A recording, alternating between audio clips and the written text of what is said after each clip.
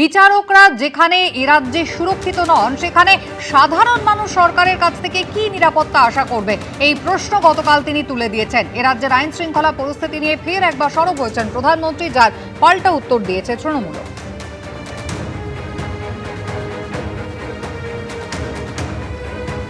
आपने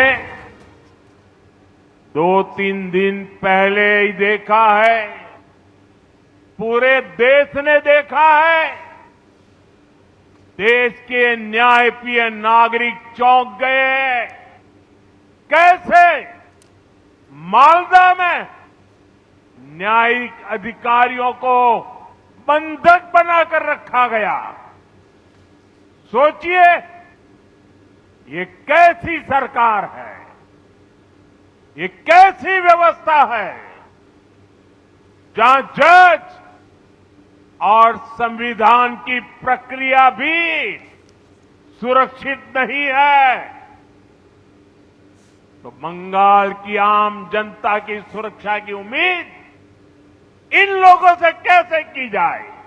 মোথাবাড়ির ঘটনা নিন্দা প্রথম করেছেন মমতা বন্দ্যোপাধ্যায়, আমাদের মাননীয় মুখ্যমন্ত্রী। আমরা পরিষ্কার বলেছি, একজন বৈধ ভোটারের নামও বাদ দিতে দেব না। এই আন্দোলনটা গণতান্ত্রিকভাবে এবং আইনি পদ্ধতিতে চলবে। বিজেপি চাইছে গন্ডগোল হোক, বিজেপির বি টিম সি টিমকে দিয়ে ওরা গন্ডগোল করাচ্ছে। মোথাবাড়িতে গত বুধবার কি ভয়াবহ পরিস্থিতি তৈরি হয়েছিল, এই সিসিটিভি ফুটেজ রাখবো আপনাদের সামনে, যা কিন্তু তার সাক্ষ্য বহন করছে। 2.5 মিনিটের একটা সিসিটিভি ফুটেজ, যেখানে কিন্তু স্পষ্ট দেখা যাচ্ছে বারবার করে বিচারকদের গাড়ির ওপর কিভাবে হামলা চালাচ্ছে তাণ্ডবকারীরা।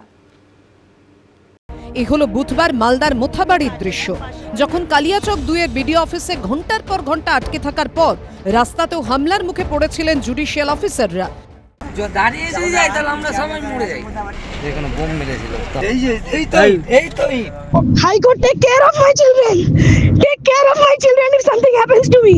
সেই মুহূর্তে ভয়ঙ্কর ছবি ধরা পড়েছে রাস্তায় লাগানো সিসিটিভি ক্যামেরায়। ঘটনাস্থল মোথাবাড়ি বিধানসভার আমলিতলার কাছে। কালিয়াচক 2 নম্বর বিডিও অফিস থেকে এই এলাকার দূরত্ব মাত্র 2 কিলোমিটার। 2.5 মিনিটের সিসিটিভি ফুটেজে দেখা যাচ্ছে কিভাবে জুডিশিয়াল অফিসারদের গাড়িগুলোকে বারবার আটকানোর চেষ্টা চলছে হামলা।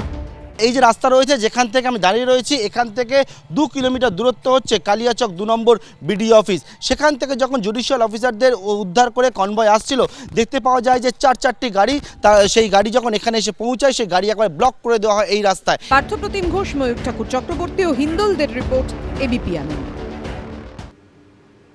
ভয়ঙ্কর হাড়হিম করা সেই ঘটনা হিন্দি সিনেমার কোনো চেস সিকোয়েন্স কিন্তু নয়।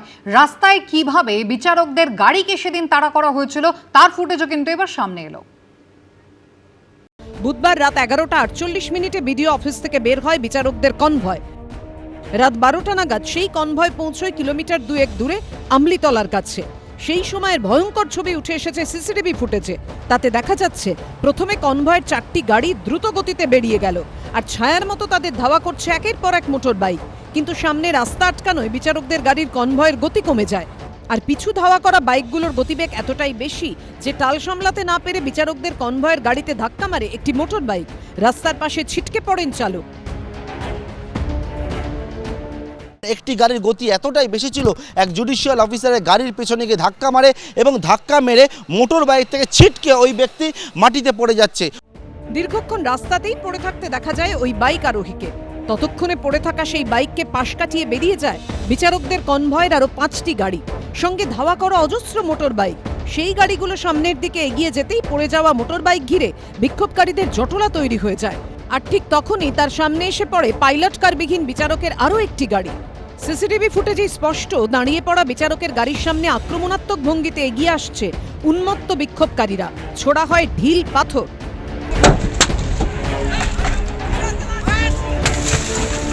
আরও 2টি গাড়ি আসে, যার মধ্যে একটি গাড়িতে হচ্ছে নীলবাতি লাগানো রয়েছে।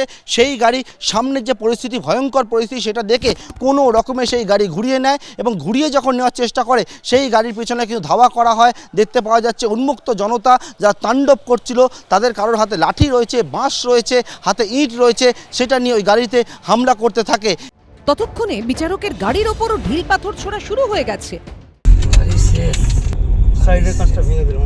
এবিপি আনন্দ।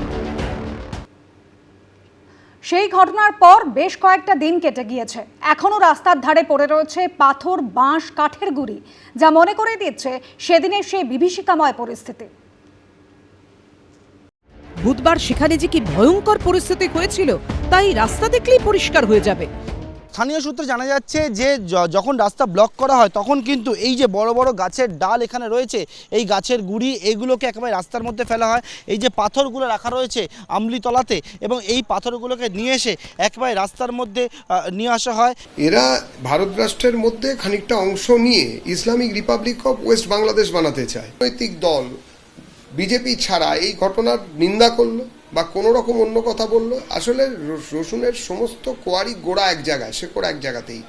যা হুমায়ুন, তাই সেলিম, তাই ববি হাকিম, তাই মমতা, তাই তৃণমূল, তাই মিম, তাই আপনাদের মোফাক্কেরুল ইত্যাদি। যারা এই কাজগুলো করেছেন সেই অ্যারেস্টগুলো হয়েছে, যথার্থভাবে তাদের শাস্তি হবে। কিন্তু মানুষের বিক্ষোভটা যে ন্যায্য ছিল তারও কিন্তু এটাই আমরা বলেছিলাম যে কারা করেছিল সেটা তাদের পরিচয়, তাদের রাজনৈতিক পরিচয় সবটা বেরিয়ে আসুক, এটা লুকোনোর কিছু নেই। সব মিলিয়ে বুধবার রাতে কতটা আতঙ্কের মধ্যে ছিলেন বিচারকরা তাই সিসিটিভি ফুটেজে স্পষ্ট। এবিপি আনন্দ।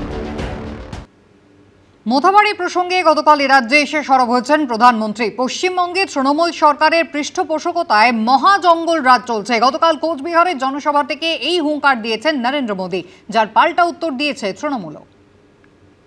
मालदा में जो हुआ वो केवल टीएमसी की उद्दंडता ही नहीं थी, ये इस निर्मम सरकार का प्रायोजित महाजंगल राज है, महाजंगल राज है। ये टीएमसी जब न्याय का शिकंजा कसता है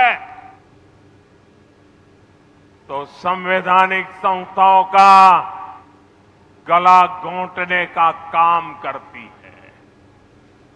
और अब तो हालात इतने खराब हो चुके हैं कि देश की सर्वोच्च अदालत सुप्रीम कोर्ट को भी दखल देना पड़ रहा है।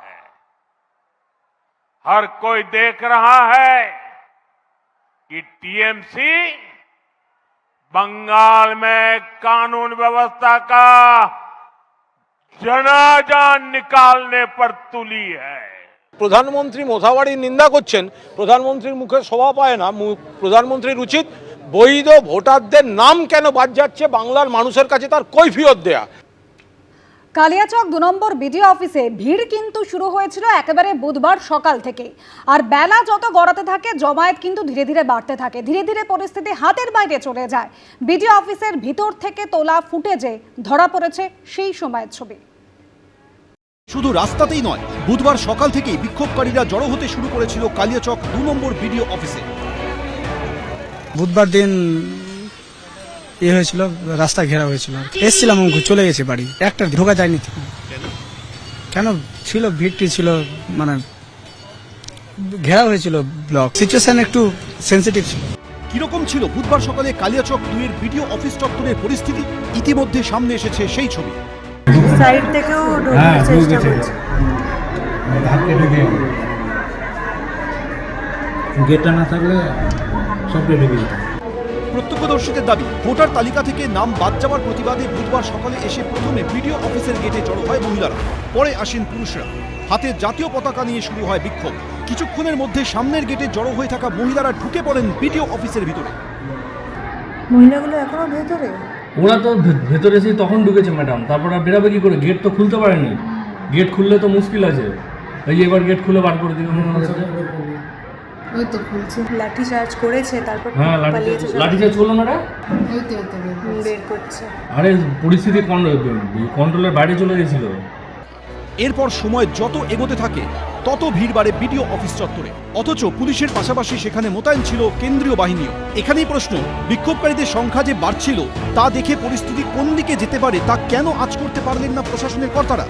সিআরপিএফরা 2-3 বার এসে ভিডিও স্যারের কাছে ভিডিও করে এসে বলেছে, ভিডিও স্যার ওদের একজন নেতাকে ডাকলো, যে দাড়িওয়ালা একজন এসেছিল, কম বয়সে, বলছে যে দেখো এরা কিন্তু বাইরের ফোর্স, তো এরা দুবার তিনবার আমাদেরকে বলতে আসলো, কিন্তু পরিস্থিতি কন্ট্রোলের বাইরে চলে গেলে কিন্তু কাউকে ছাড়বে না তখন এরা। ময়ূর ঠাকুর চক্রবর্তী, সৌমিত্র রায়, এবিপি আনন্দ। সেই সকাল থেকে শুরু হয়েছিল এই জমায়েত বেলা গড়ায়, কিন্তু জমায়েত একই জায়গায় থাকে। রাত্রে যখন বিচারকদের কেন্দ্রীয় বাহিনী বাইরে বের করে নিয়ে আসছে, তখনও কিন্তু প্রচুর বিক্ষোভকারী সেখানে দাঁড়িয়ে রয়েছেন। সামনে এসেছে একাধিক ভিডিও। দিন গড়িয়ে বিকেল গড়িয়ে রাত হয়ে যায়, কিন্তু তখনও বিডিও অফিসের বাইরে ছিল প্রচুর মানুষের জমায়েত। শেষে কলকাতা হাইকোর্টে প্রধান বিচারপতি নির্দেশ দেওয়ার পর পুলিশ সুপার বাহিনী নিয়ে যান।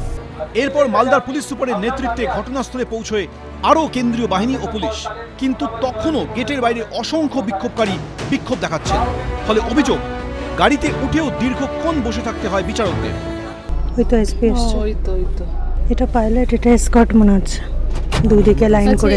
বাইরে বিএসএফ আছে, বাইরে বিএসএফ আছে, মানে এই রুটটা পুরোটাই ম্যাডাম বিএসএফ আছে। বেআইনি জমায়েত এখানে করা যাবে না। এরা সরকারের কাজে এসছে, আপনাদের যা কিছু বক্তব্য সরকারিভাবে শোনা হবে, আইনের মাধ্যমে শোনা হবে, বিচারের মাধ্যমে শোনা হবে। সুপ্রিম কোর্টের এটাই অর্ডার, এটা মাইকিংয়ের মাধ্যমে বলা দরকার ছিল, এটা নাম্বার ওয়ান। কিন্তু সেটা হয়নি, সিদ্ধান্তহীনতায় ভুগেছে। বিশেষজ্ঞদের মতে এই ধরনের পরিস্থিতিতে প্রথমে বিক্ষোভকারীদের হটিয়ে দিয়ে যাতায়াতের রাস্তা ফাঁকা করে দেওয়ার কথা পুলিশের, তারপরে আটকে পড়াদের উদ্ধার করে বাইরে নিয়ে যাওয়া উচিত। কিন্তু অভিযোগ, বাইরে যখন শয়ে শয়ে বিক্ষোভকারী বিক্ষোভ দেখাচ্ছে, তার মধ্যে দিয়েই কোনো ক্রমে কর্ডন করে বের করা হয় বিচারকদের, যার জেরে যথেষ্ট আতঙ্কিত ছিলেন সকলে। ভয় আর উৎকণ্ঠা ছড়ে পড়েছে সামনে আসা ভিডিওয়। ম্যাডাম যদি ঢিল ছড়ে না, তাহলে মাথাটা নামিয়ে নেবেন, এই দিকটা নিচে না, একদম নামিয়ে নেবেন। হ্যাঁ আচ্ছা, ব্যাগটা পেছনে দিয়ে দে, আমার তোর সবই একদম কাচের খুব পাশে থাকার দরকার না, ব্যাগটা সাইডে রাখতে পারলে গার্ড হবে। আচ্ছা আচ্ছা আচ্ছা, ব্যাগ বিশ্বাস নাই তো ঢিল ছুটতে পারে। ঠিক আছে। কোনো ক্রমে বিডিও অফিস থেকে বেরোনোর পরেও বিচারকদের রেহাই মেলেনি বলে অভিযোগ। কিছুক্ষণের মধ্যেই গাড়ির উপরে হামলা হয়। ছুড়েছে না? লেগেছে? কিছু লেগেছে? না না না, লাগেনি, বডিতে লেগেছে। নিশ্চিত নিরাপত্তার মধ্যে বেষ্টনী দেওয়া দরকার ছিল, সেন্ট্রাল ফোর্স দরকার ছিল, মালদা ডিস্ট্রিক্টের যে কমান্ডো বাহিনী স্যাপ তাদেরকে নিয়ে আসা দরকার ছিল, র্যাব দরকার ছিল, 4-5টা গাড়ির দরকার ছিল। অর্থাৎ আমি যে বিচারকদেরকে ওখান থেকে বার করব, সাইমেন্টেনিয়াস 2টো রুট আমাকে বেছে রাখতে হবে, যেখান থেকে বার করব। বুধবারের ঘটনায় শুরু থেকেই প্রশ্নের মুখে পড়েছে পুলিশের ভূমিকা। এখন এ নিয়ে সোমবার সুপ্রিম কোর্টে এনআইএ কি রিপোর্ট জমা দেয়, নজর এখন সেদিকেই। ময়ূর ঠাকুর চক্রবর্তী, সৌমিত্র রায়, এবিপি আনন্দ। রবিবার দুপুর থেকে দফায় দফায় উত্তপ্ত হয়েছে কিন্তু বেহালার পর্ণশ্রী। সেখানে বিজেপির কার্যালয়ে ভাঙচুর চালানো হয়েছে বলে অভিযোগ, পোস্টার ব্যানার ছেঁড়া হয়েছে। আর এবার সেই ঘটনায় জড়িত থাকার অভিযোগে তৃণমূল প্রার্থী রত্না চট্টোপাধ্যায় সহ 7 জনের নামে এফআইআর দায়ের হলো। রুমা পাল আমাদের প্রতিনিধি রয়েছেন আমাদের সঙ্গে টেলিফোন লাইনে। রুমা, এই ঘটনায় পুলিশের নিষ্ক্রিয়তার অভিযোগ উঠেছিল, আর এবার তৃণমূল প্রার্থী রত্না চট্টোপাধ্যায় সহ 7 জনের বিরুদ্ধে এফআইআর রুজু করলো পুলিশ।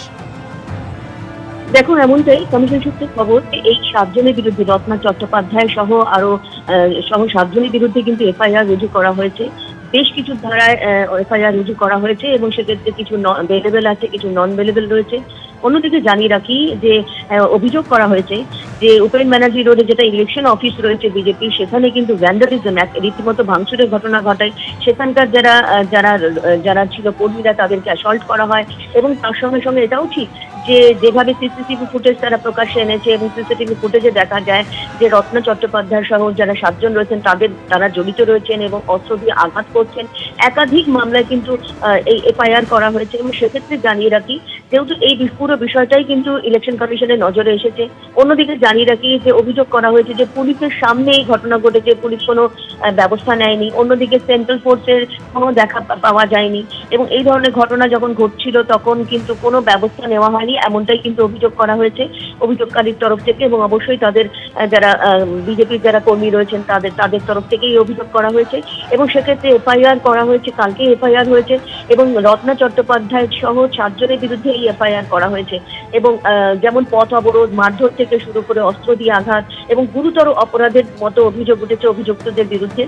এবং সেক্ষেত্রে এফআইআর করার পরই এবার দেখা দেখা হ্যাঁ। যাক পুলিশ কি ব্যবস্থা নেয়, এবং নির্বাচন কমিশন যেহেতু বারবারই বলে আসছে যে কোথাও কোনো এই ধরনের ঘটনা ঘটলে কিন্তু পুলিশকে ব্যবস্থা নিতে হবে, এবং সেক্ষেত্রে দেখা যাচ্ছে যে যে অভিযোগ করছে সেখানে বলা হয়েছে পুলিশ কোনো ব্যবস্থা নেওয়া হয়নি। এখন দেখার কমিশন কি ব্যবস্থা নেয়। একেবারে ধন্যবাদ রুমা। এবিপি আনন্দ এগিয়ে থাকে, এগিয়ে রাখে।